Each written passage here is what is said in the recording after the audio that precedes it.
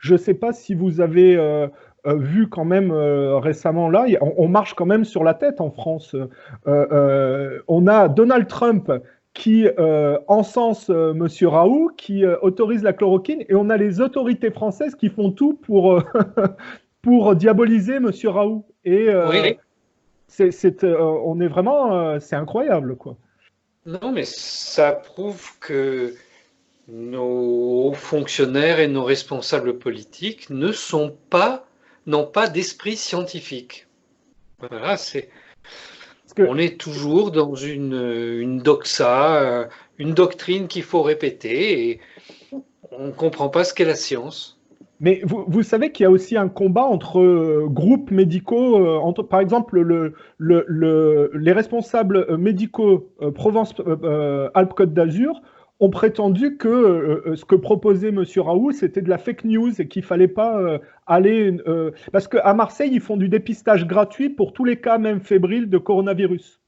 C'est Mhm, contre les directives du gouvernement français qui préconise de ne pas faire systématiquement du dépistage.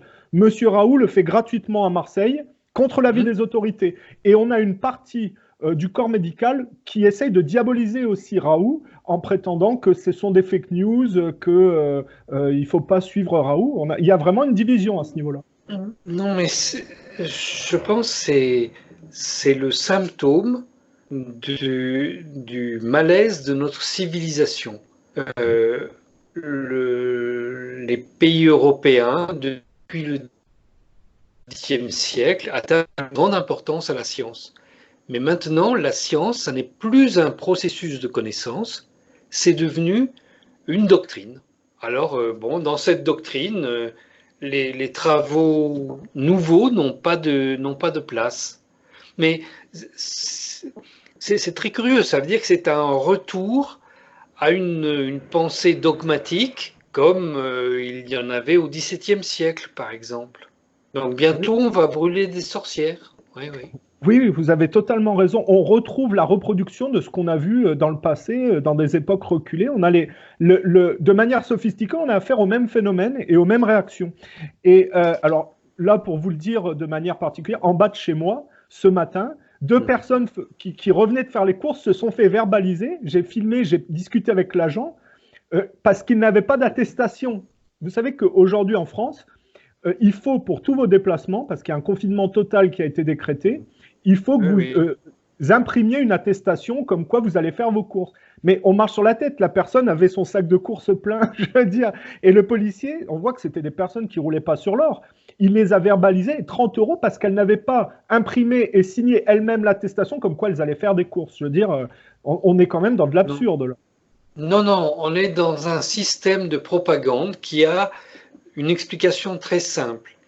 Lorsque vous faites une attestation comme ça, on vous demande de la faire sur un formulaire officiel. Si vous faites une déclaration toute simple sur un papier, ça n'aura pas le même effet. Vous faites ça sur un formulaire officiel. Vous vous engagez, vous signez. Bien sûr, ce formulaire n'a aucune valeur puisque c'est simplement, ça consiste à cocher une croix. Mais comme vous êtes engagé, il vous est difficile après de dire que tout ça, c'est de la mise en scène. L'objectif, c'est de vous convaincre de l'utilité de la mesure qui a été prise. Or, je le répète, cette mesure de confinement n'a pas de raison médicale. C'est une mesure qui vise à gérer les hôpitaux. C'est deux choses complètement différentes. Bah, moi, ce matin, j'ai vraiment eu l'impression que c'était comment dire, un chantage, une prise d'otage un peu des gens.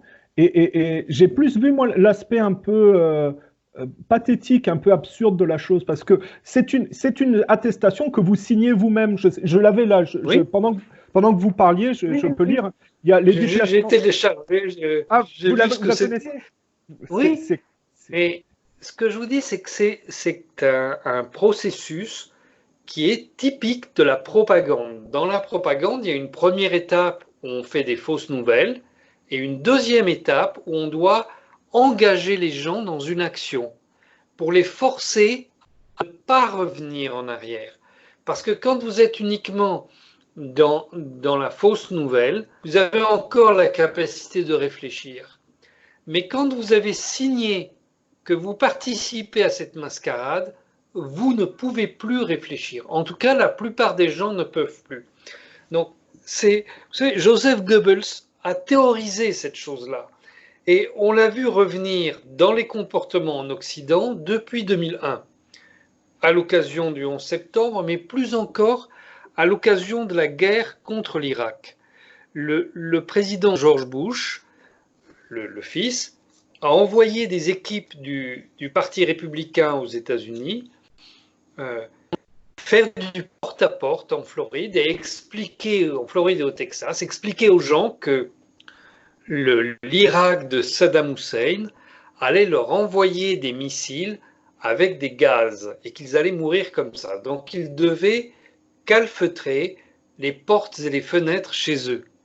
Bon, quand vous avez une équipe qui passe comme ça chez vous, vous dites oui, bien sûr, allez, allez. Et vous les raccompagnez à la porte. Mais s'ils reviennent 2 jours plus tard et qu'ils vous disent ah, vous n'avez toujours pas fait ça, mais c'est très grave, bon, au bout d'un moment, vous allez en avoir marre et vous allez mettre du scotch autour de votre porte. Et quand vous avez fait ça, vous avez une grande difficulté à dire à vos enfants mais c'est stupide, Saddam Hussein, il n'a que des Scuds. Ça risque pas d'arriver aux États-Unis. Et de toute manière, il n'a pas de gaz pour ses Scuds. Donc, quand on a conditionné les gens comme ça, après, on a pu faire cette guerre sans qu'ils protestent. Et il a fallu attendre des mois pour qu'on dise mais ici, il n'y a pas de gaz, tout ça, c'est inventé. Comprenez que c'est une décision extrêmement grave d'avoir obligé les gens à imprimer cette attestation qui ne sert à rien et qui n'a aucune valeur juridique. Si vous faites une fausse attestation, on ne peut pas vous poursuivre. On ne peut pas. Mais alors, parce que vous faites bien, vous parlez de la période George Bush. À la fin de la première partie que nous avons enregistrée, on était en train de mettre en relief que certains dirigeants, donc vous avez fait, par exemple, vous disiez, vous aviez rédigé le discours d'Ahmadinejad concernant le 11 septembre. Oui. Vous aviez contribué. Je n'ai pas rédigé le discours même, mais j'ai aidé à sa rédaction. Oui, beaucoup. En fait, il y a 2 parties dans le discours. C'est intéressant parce qu'il y a certains dirigeants dans le monde qui ont contesté ce 11 septembre et qui ont critiqué le comportement américain. Mais pour la majorité de l'Occident, on a complètement laissé faire et on n'a pas été capable de critiquer, de remettre en cause le comportement des Américains. Au contraire, les gens s'y sont pliés. Et ce que je veux dire par là, c'est que l'ère de Bush et de Blair, initiée par Bush et Blair après le 11 septembre avec la guerre en Irak, on a vu, ça a été poursuivi par l'ère Obama, une multiplication des comportements qui se mettaient en contravention de la loi internationale. On a vu des prisons américaines qui étaient totalement illégales se multiplier dans le monde, avec, en parallèle de ça, une multiplication des laboratoires bactériologiques dispersés dans le monde. Hein, et vous avez une connaissance approfondie de cet aspect de ces prisons illégales. Et aussi peut-être pour le côté bactériologique, je ne sais pas, mais en tout cas pour les prisons, vous avez une expérience certifiée dessus. Est-ce que vous pouvez nous parler de ce phénomène? Bon, donc d'abord, il faut avoir en tête que le rapport qui a été publié aux États-Unis par la sénatrice Feinstein, c'est un rapport qui porte uniquement sur les prisons secrètes de la CIA en Europe. Le rapport n'aborde pas la question de Guantanamo. Pourtant, Guantanamo, tout le monde sait que ça existe, mais ça n'est pas le sujet de cette étude. Et surtout, elle n'a eu le droit de publier ce rapport qu'en prenant l'engagement de ne pas parler du plus important, qui était la mise en détention illégale de 80 000 personnes sur des bateaux de débarquement, des bateaux à fond plat, qu'on avait transformé en prison. Donc, les personnes qui ont été enfermées là ont subi une forme de torture qui visait à modifier leur comportement selon le principe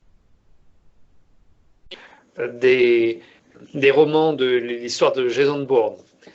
Eh bien, on ne sait pas combien de personnes réagissent correctement à ce type de torture. Mais même si vous n'avez que 1% de ces gens-là, sur 80 000 personnes, vous vous rendez compte le nombre de djihadistes que vous pouvez manipuler. Et vous savez que la totalité des dirigeants de Daesh est passée par ces prisons. Donc, on ne sait pas s'ils ont suivi l'entraînement qu'on leur a donné, et voilà, ils ont fait ce qu'on attendait d'eux, ou s'ils ont pris d'initiative, on ne sait pas.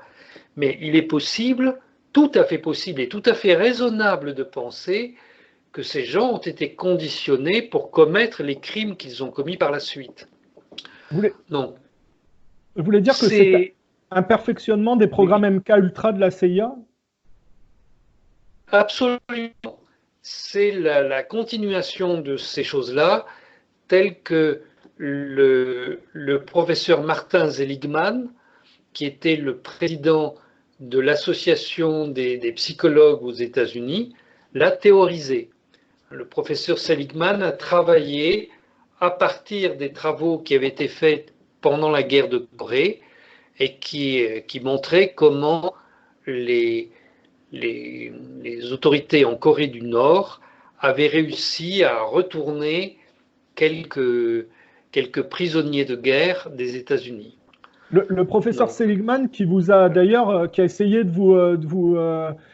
qui a essayé de se retourner contre vous, qui a essayé de soi-disant vous porter plainte, mais ça n'a pas marché évidemment.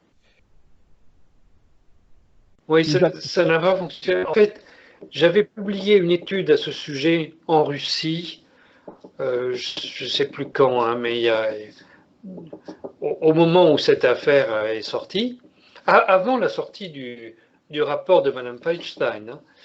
Et par la suite, quand le rapport de Mme Feinstein est paru, quelqu'un a traduit en anglais ce que j'avais écrit. Et donc là, ça a été un drame aux États-Unis, à l'intérieur de l'association des psychologues, où on exigeait la démission du professeur Seligman, tout ça. Mais lui a voulu me faire un procès, il m'a envoyé ses avocats, etc. Mais finalement, tout ça, il n'a pas été capable de poursuivre. Parce que vous aviez exposé publiquement quel comportement de M. Seligman en particulier? Non, bon, moi je disais qu'il travaillait pour la CIA, ce qui a été admis après. Et j'expliquais qu'il avait été à Guantanamo. Il n'y a pas de preuve qu'il ait été à Guantanamo, même si il est clair que ce qui s'est passé à Guantanamo était sur ses instructions. Excusez-moi, attendez, j'éteins ça. Donc voilà, est-il allé personnellement à Guantanamo ou pas? Moi j'affirme que oui, lui prétend que non. Et il prétend que les psychologues qui ont mené ces expériences à Guantanamo se sont certes inspirés de ces travaux, mais les ont très mal compris. D'accord. Mais vous, vos certitudes, c'est qu'il a participé, qu'il a bénéficié de ce qui s'est passé à Guantanamo en réalité? Je pense que c'est lui qui a dirigé les choses à Guantanamo. Ah, carrément dirigé les tortures et les recherches de modification du comportement. D'accord. Oui, ok, oui. D'accord. Là, ça devient plus clair. Parce que, oui, ces tortures sont fondées sur le fait que, à un moment donné, une personne considère que quoi qu'elle fasse, ça va continuer. Quoi qu'elle dise et quoi qu'elle fasse. Et donc, à ce moment-là, elle se laisse aller et elle n'oppose plus aucune résistance. Donc, dans cette période, on peut inculquer dans son cerveau des comportements. Donc, il faut d'abord avoir rendu la souffrance terrible pour ces gens-là. Alors, vous nous parlez de 80 000 personnes qui ont été emprisonnées illégalement, qui auraient subi des tortures et sur qui on aurait exercé une forme de contrôle mental et on aurait fait des tests. Est-ce que aujourd'hui, on sait on a un cas en Pologne de ces camps, de ces prisons illégales. La Pologne a été dénoncée pour avoir abrité un de ces camps. Est-ce qu'aujourd'hui, vous savez à peu près le nombre de ces prisons illégales dans le monde? Alors écoutez, moi je ne m'en souviens pas, mais le sénateur Marty en Suisse a rendu un rapport à ce sujet pour le Conseil de l'Europe. Alors vous trouverez tout dans son rapport. Et est-ce que vous savez si c'est en nombre de centaines, en dizaines, ça se chiffre à peu près? Non, ce sont quelques dizaines. Non, ce sont quelques dizaines. Quelques dizaines. Et pour le secteur bactériologique et ces laboratoires de bactériologie, est-ce que vous en savez aussi un peu? Est-ce que vous avez des informations dessus? Parce qu'on sait qu'en Géorgie, ils ont testé par la grippe porcine, le laboratoire américain avait testé sur des gens, il y a eu des morts sur la population. Est-ce que vous connaissez d'autres exemples? Oui. Et non, mais cette grippe porcine qui a commencé en Géorgie, elle existe actuellement en Belgique, où les troupes US qui étaient en Géorgie sont allées sur une base américaine en Belgique, et juste à côté de cette base américaine a démarré l'épidémie de peste porcine en Belgique. En Belgique, d'accord, on a été coupé. Oui. D'accord. Mais est-ce que, outre ce cas-là, vous connaissez à peu près la propagation de ces laboratoires et leur dispersion? Non, je ne sais pas.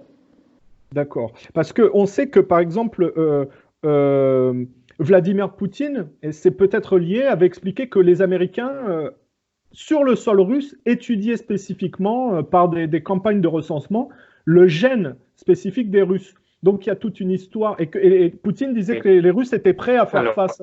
Est-ce que vous pouvez développer un peu cet aspect-là? Parce que finalement, ça se recoupe. Alors, l'idée que les États-Unis ont eue par le passé, je ne sais pas si c'est le cas aujourd'hui, mais par le passé, les États-Unis, Israël et l'Afrique du Sud de l'apartheid ont ensemble mené des recherches pour trouver une maladie qui puisse atteindre uniquement les Noirs et les Arabes. Donc ça, c'est attesté, notamment dans le rapport du comité Vérité et Réconciliation en Afrique du Sud au moment de la chute de l'apartheid. Ces expériences ont été dirigées par le docteur Walter Balson, qui était le médecin personnel du chef de l'État, en fait. C'est lui qui a dirigé ça. Et elles ont été menées dans un pays d'Afrique de l'Ouest, mais je ne sais plus lequel, pays où on démarrait successivement une vingtaine d'affections virales particulières qui ont toutes démarré dans de 20 km autour de cette base, de ce laboratoire. Un périmètre de 20 km autour de ces bases et les foyers d'épidémie sont déclenchés à cet endroit-là. Exactement comme en Géorgie, finalement. Avec oui, mais ça ne dit pas. Attention, ça ne nous dit pas si ça a été fait volontairement ou pas. Hein, mais voilà, je constate. Vous savez, c'est au même endroit où il y a eu le virus du VIH, le virus de l'Ebola, etc. Tout ça au même endroit.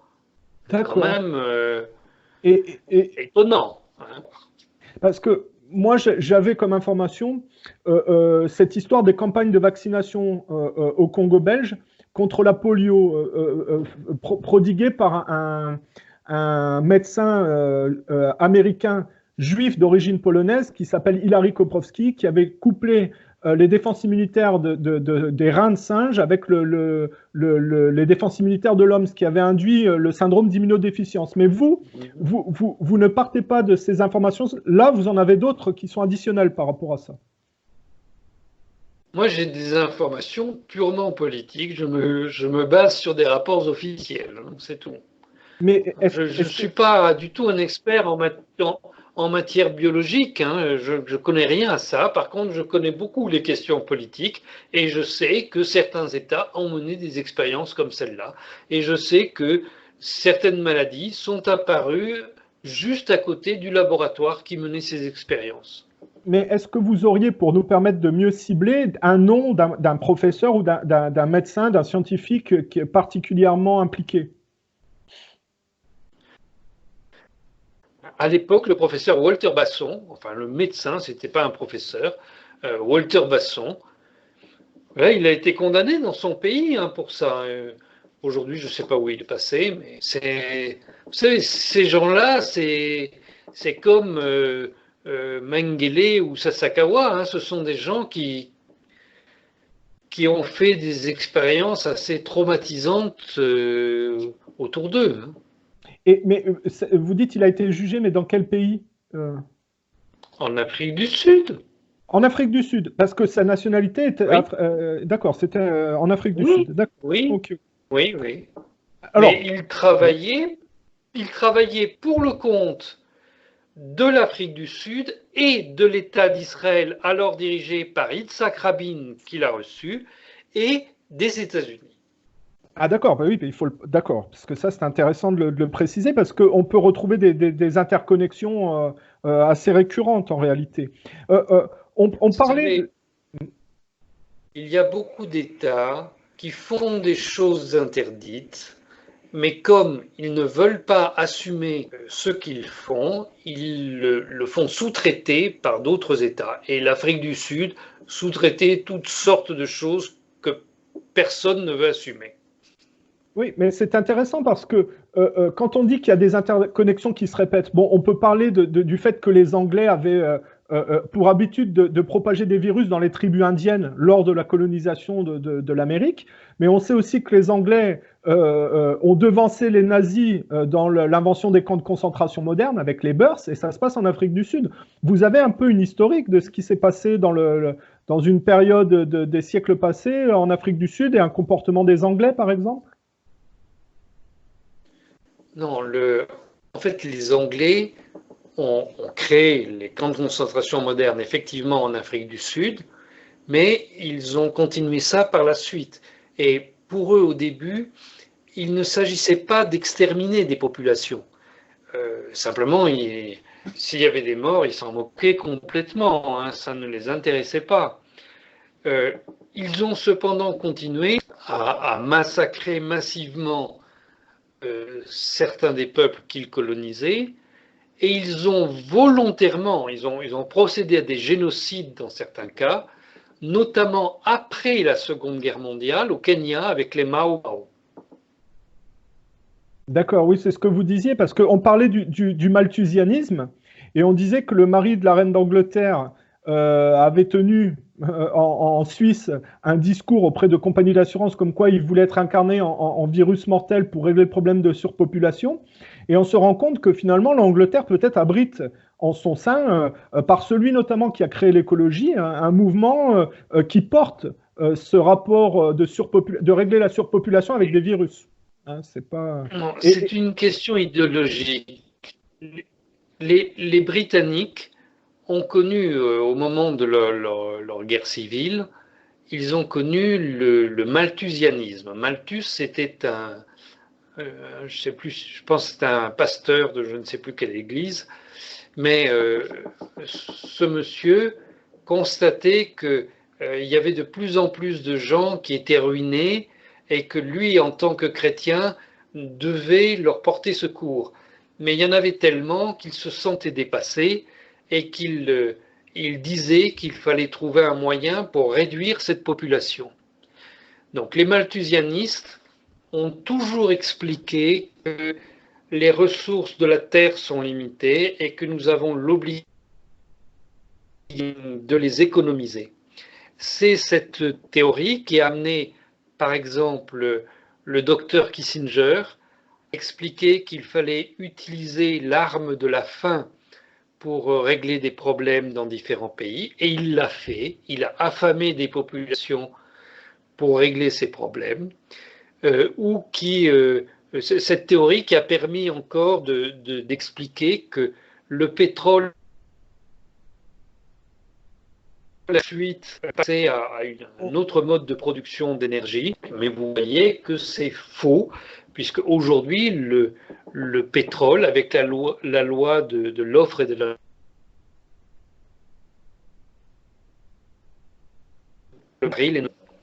on a subi quelques coupures. Vous disiez qu'on nous a fait croire qu'il allait avoir une pénurie de pétrole pour justifier d'aller vers de nouvelles énergies et que finalement, ça n'était pas exact. Bah, non, ça n'est pas exact. Vous avez des coupures assez fréquentes.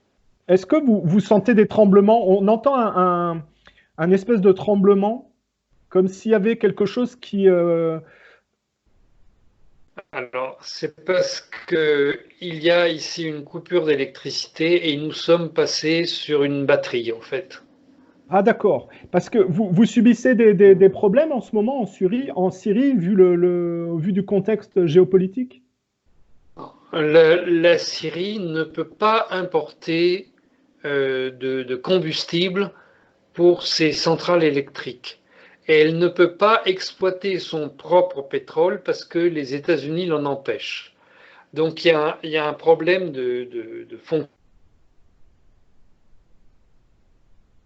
fonctionnement. extrait voilà, mais il n'y en a pas assez. Et donc on pratique au minimum 4 heures de coupure dans la journée. 4 heures de coupure dans la journée. Parce que, en parallèle de ça, j'ai vu que les Iraniens se plaignaient du fait que les Américains, malgré le fait que l'Iran soit fortement touché par en proportion, hein, par le coronavirus, les Américains accentuaient leurs sanctions sur l'Iran. C'est quand même incroyable. Je pense que cette information est incomplète parce que dans les derniers jours, beaucoup de choses ont changé et les États-Unis ont fait livrer par les Émirats arabes unis à la Syrie 2 très gros avions de matériel médical. Oui, alors, la Syrie, c'est une chose. Je parle de l'Iran. Hein. De l'Iran, oui, je voulais parler de l'Iran, excusez-moi. D'accord, donc vous voulez dire qu'ils ont assoupli leur politique en Iran, et ceci alors même qu'il y a un différend territorial sur la possession de certaines îles dans le Golfe, un différend territorial entre ces deux États. Pourtant, les Émirats arabes unis viennent de livrer des médicaments à l'Iran. D'accord, donc en violation de l'embargo US. Ce que vous voulez dire, c'est que ce discours des autorités iraniennes sur les sanctions contre les entreprises iraniennes par les Américains, alors qu'il y a cette épidémie de coronavirus, sont datés et en fait sont remplacés par l'assouplissement récent des autorités américaines. Alors cet assouplissement n'est pas officiel puisque rien n'est officiel de ce qui se passe actuellement dans cette région et que aucun élément nouveau n'est transmis en Occident alors qu'il y a des bouleversements terribles. Mais c'est pas grave, c'est quand vous vous réveillerez à la fin de votre confinement que vous aurez la surprise. D'accord. Et alors, pour revenir un peu sur cet aspect George Bush, Tony Blair, vous qui avez écrit le livre 11 septembre, l'effroyable imposture, vous êtes bien placé pour savoir qu'à partir du 11 septembre, il y a une accélération de lois liberticides, de multiplication donc, de ces prisons illégales, de ces laboratoires bactériologiques. Et le laxisme au niveau international par rapport à ça était une sorte de blanc-seing et a consisté à permettre à des gens de se croire tout permis finalement. Et pour la France, on voit que Sarkozy et Hollande se sont inscrits dans ce courant initié par les États-Unis. Est-ce que vous auriez quelque chose à dire par rapport à ce comportement malsain qui s'est décuplé depuis le 11 septembre? Est-ce que vous pensez que si on ne revient pas sur le 11 septembre, on ne remettra pas en cause ces comportements déviants? Oui, alors, d'abord, le livre que j'écris sur le 11 septembre, il y avait 3 parties. Seule la première partie parle des attentats. L'essentiel du livre est ailleurs. L'essentiel du livre, c'est la deuxième partie sur les mesures de contrôle social qui commençaient déjà. Et donc, j'expliquais que ça allait devenir très important. Et la troisième partie sur la guerre que les États-Unis avaient livrée en Afghanistan, et je disais qu'ils allaient étendre cette guerre partout dans le monde. Bon. Donc, ce que l'on a vu depuis, enfin tout au moins au Proche-Orient. Donc, lorsque j'ai publié ce livre, le président Chirac a demandé à la DGSE de vérifier le contenu de ce que je disais. La DGSE a envoyé un formulaire à un grand nombre d'ambassades dans le monde pour leur demander des confirmations. Puis elle a rendu un rapport dans lequel, je n'ai pas vu le rapport, mais il m'a été expliqué par des responsables de la DGSE, et de nombreux diplomates m'ont dit avoir rempli ce questionnaire. Donc, le rapport disait qu'il n'avait pas trouvé d'erreur dans mon livre, mais qu'il ne pouvait pas pour autant valider certaines choses que je disais. Voilà, mais il n'avait pas trouvé d'erreur. Bon. Alors, le président Chirac, à ce moment-là, a réagi en prenant une distance vis-à-vis des États-Unis. Puis, lorsqu'il y a eu la guerre contre l'Irak, il a refusé de s'engager dans cette guerre. Donc ça, c'est une politique particulière. Par la suite, quand le président Chirac a eu son accident cérébral et qu'il s'est cependant maintenu encore 2 ans au pouvoir et qu'il a laissé Dominique de Villepin et Nicolas Sarkozy se déchirer publiquement, à ce moment-là, il y a eu un glissement. Et lorsque l'on a élu Nicolas Sarkozy, celui-ci, on ne le savait pas à ce moment-là. Moi, je l'ai su juste quand c'était fini, en fait.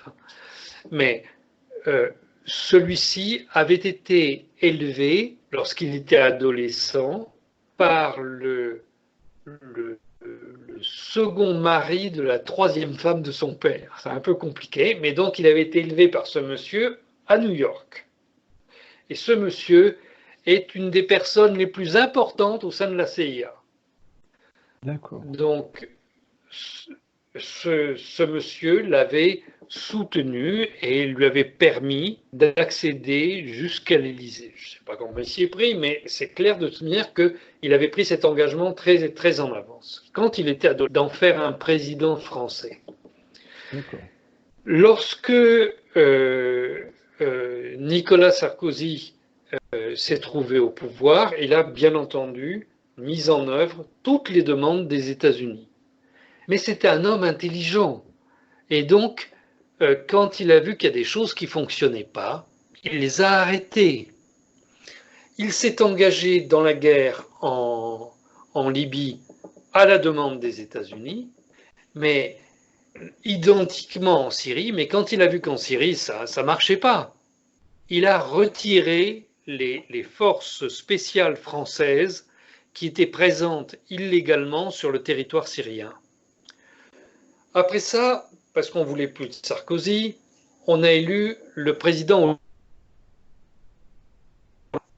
Hollande était le porte-parole de ce que dans l'histoire française on appelle le parti colonial. C'est-à-dire un groupe de pression, ce n'est pas un parti politique, mais une forme de pensée qui vise à défendre des intérêts coloniaux. Donc la personnalité la plus célèbre dans l'histoire française de ce parti colonial, c'est Jules Ferry, un autre socialiste. Jules Ferry qui est allé coloniser aussi bien la Tunisie que la Chine. Et on l'appelait le Tonkinois, Jules Ferry. Donc quand François Hollande est arrivé au pouvoir, la première cérémonie qu'il a faite, ça a été pour placer son mandat sous les auspices de Jules Ferry. On a cru que c'était parce que Jules Ferry est associé à l'école laïque et obligatoire.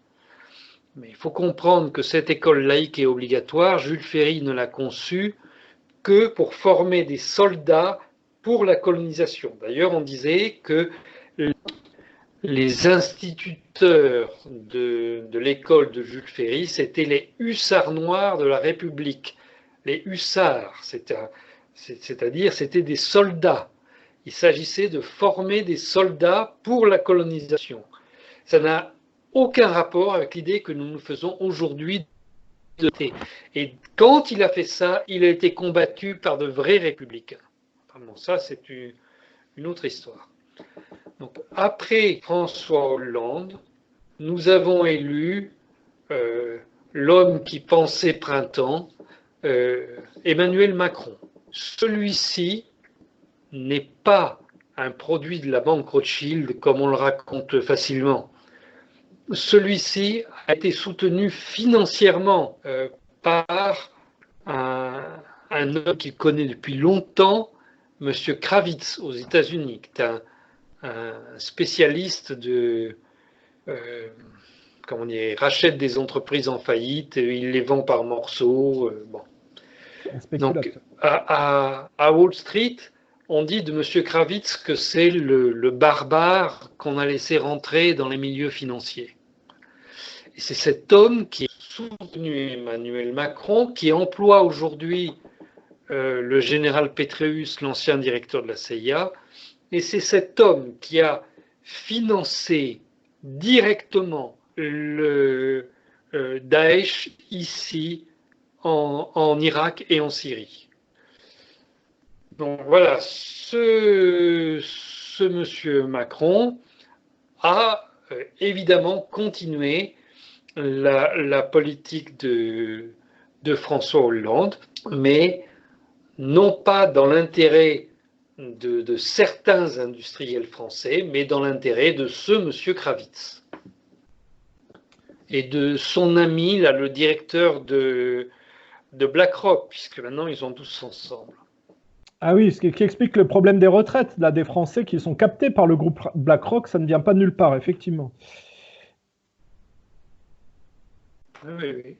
Alors, par contre, voilà, ce que je voulais dire, c'est que si personne ne remet en cause le comportement de George Bush, de Tony Blair, et donc après, de ce que ça a initié chez Sarkozy Hollande, on ne peut pas véritablement attendre de rectification des dérives qu'on voit aujourd'hui avec les lois liberticides. Il me semble que les prisons illégales n'ont pas été fermées, que ces laboratoires bactériologiques n'ont pas été remis en cause correctement. Et on peut penser même qu'aujourd'hui, ce qu'on voit avec ces nouveaux virus de laboratoire, ça fait partie d'une stratégie. On rappelle quand même qu'il y a pas mal de vaccins qui sont avec des effets comme la narcolepsie. On peut se poser la question s'il n'y a pas une intention. On parlait des programmes Ultra et des tests sur les gènes. On peut se poser la question si ça ne fait pas partie d'une stratégie où on cible les gens pour quelque part en faire des zombies dociles. Écoutez, c'est normal de se poser cette question, mais pour le moment, il n'y a pas de réponse. Et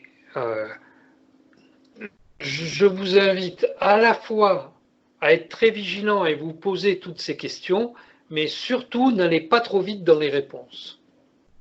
D'accord, vous préconisez d'avoir le plus d'éléments possible pour pouvoir arriver à ce type de conclusion. C'est tout à fait naturel. Moi, je lance des hypothèses. Je lance des hypothèses parce que je pense que ça permet aux gens de rester alertes quand même, de se poser ces questions plutôt que d'être flottant, ambigu et de se dire « Ah, c'est pas possible ». À un moment donné, si on met les pieds dans le plat, je pense que c'est quand même plus utile. Non, vous partagez pas ce point de vue ? C'est tout à fait utile de se poser ces questions et je vous encourage à vous poser ces questions. Parce que on en parlait. Vous m'entendez ? Ces questions. Mais je vous mets en garde contre le fait de tirer trop vite des conclusions qui peuvent se tromper sur les vraies finalités de tel ou tel aspect des choses et qui peuvent mettre en cause à tort certaines personnes au lieu de certaines autres. Ah oui, d'accord. Parce que mais vous quand même, vous êtes au courant un peu de ce qu'on a vu avec les Georgia Guidestone, avec des indices laissés par certains groupes élitistes qui ne se cachent pas, les fresques de l'aéroport de Denver. C'est pas comme si ces gens n'étalaient pas leur projet au public. À un moment donné, il y a quand même un comportement qui joue un peu au jeu du chat et de la souris quand même. Ça vient pas de nulle part. Sans aucun doute. Sans aucun doute. D'accord. Et vous êtes quand même pour qu'il y ait des poursuites envers George Bush, Tony Blair ou même François Hollande et Sarkozy éventuellement. Parce que là, s'il doit y avoir des poursuites, oui, mais s'il doit y avoir des poursuites, elles doivent avoir lieu dans le pays de chacune de ces personnes. Si les États-Unis font un procès à George Bush, ce sera parfait. Si les Britanniques, au lieu de faire une commission, se saisissent du rapport de la commission et jugent Tony Blair, ce sera parfait. Et si en France, on juge Nicolas Sarkozy, François Hollande et Emmanuel Macron, ce sera parfait. Mais je ne crois pas à une justice internationale. Je pense que une justice internationale, c'est pire que tout. Alors, donc, Monsieur Messon, mais vous parlez du 11 septembre ou de la guerre en Irak quand vous dites ça? Des deux. Parce qu'il ne me semble pas que Milosevic ait été jugé en Serbie. Mais non, il n'a pas été jugé en Serbie, bien sûr. Mais pourquoi Milosevic devrait être jugé au point de vue international, alors que le comportement qu'on pourrait reprocher à Bush, Blair, Sarkozy, Hollande est exactement ce qu'on a reproché à Milosevic? Oui, eh bien, à mon sens, Milosevic n'aurait pas dû être jugé du tout. Alors donc ça, c'est une chose. Et je constate que le tribunal international qui l'a jugé, ça a duré 2 ou 3 ans. On a absolu de démontrer la moindre des accusations qu'il avait portées contre lui. Donc il a fallu à la fin assassiner cet homme dans sa propre cellule, ainsi que l'ont expliqué les dirigeants russes. Il a été assassiné au sein même du tribunal de La Haye. Bon, et voilà, on a fermé le dossier de cette manière, mais on n'a jamais prouvé qu'il était responsable des crimes dont on l'avait accusé, et il y a quand même eu plus de 2 ans de procédure. Donc pour vous, Milosevic est innocent, il n'aurait pas dû être jugé internationalement, et si des gens qui sont vraiment coupables de ce qu'on a, ce que je veux dire par là, dans le même cadre d'accusation qu'on a fourni contre Milosevic, alors ça doit être fait nationalement et pas internationalement. Absolument. D'accord. Okay. Je pense qu'on doit aider les États nationalement à s'organiser. Mais vous savez, le vrai problème de tout ça, c'est que il faut changer les mentalités dans chaque pays. Pourquoi aux États-Unis on ne juge pas George Bush? Eh bien parce que les gens sont d'accord avec ce qu'il a fait. C'est tout. Oui, d'accord. D'accord. Majoritairement, vous pensez que les gens sont d'accord avec cette mentalité, ce qui fait que c'est pas possible d'avoir un procès. Absolument. Et je ne vois pas pourquoi on jugerait uniquement une personne alors que ce sont des États qui ont mis les choses en jeu. Vous savez, moi je ne crois pas qu'une personne toute seule peut faire une guerre. Oui, mais il y a quand même un groupe de personnes qui sont identifiées. Dick Cheney a eu un rôle très important, Donald Rumsfeld probablement bien également. Sûr. Et Israël, qui a appuyé ces comportements également, a fourni des politiciens qui sont impliqués là-dedans également, quoi. Sans aucun doute. Donc, il faut juger les gens qui ont dirigé ces choses-là, mais il faut les juger avec les lois de leur propre pays, devant des juges de leur propre pays. Pour moi, c'est ça le travail à faire. Mais ce qu'on fait à travers les tribunaux internationaux, et personnellement, j'ai participé au statut de Rome qui a créé le TPI, donc je peux le dire d'autant plus facilement. Je pense que c'est une erreur d'avoir fait ça, parce que dans la pratique, on a vu que cette Cour internationale ne faisait que rendre la justice des vainqueurs. Donc ça ne va pas. C'est pire que tout. Mais ça ressemble quand même à un vœu pieux, parce qu'on voit mal les Israéliens juger les responsables de l'époque en Israël qui ont accompagné le 11 septembre. On va dire, il y a beaucoup de travail avant que ça arrive. Mais non, c'est peut-être pas. Vous savez, ils ont déjà mis un Premier ministre en prison, et ça peut revenir. Ça peut revenir. Là, ce qui se joue actuellement en Israël, c'est un combat entre, d'un côté, ce que représente M. Netanyahou, qui est le partisan d'un État colonial au Moyen-Orient, et ce que représente le général Benny Gantz, qui est le partisan d'un nationalisme israélien. Voilà. Bon.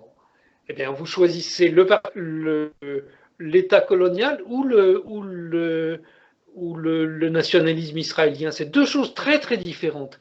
Si Benny Gantz devient Premier ministre, peut-être que l'on verra juger M. Netanyahou et pas simplement pour ses notes de frais.